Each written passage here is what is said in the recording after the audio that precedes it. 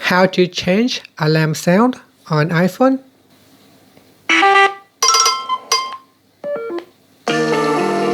First, on the home screen or in the app library, you want to open up clock.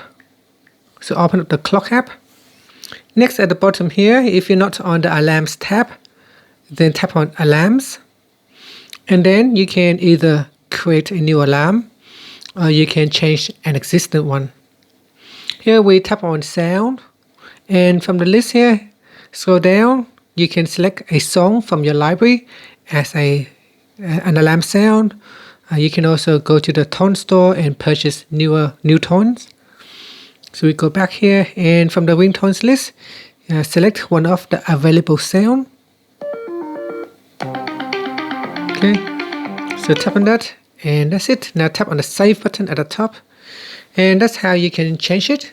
And here we have the alarms with the sound.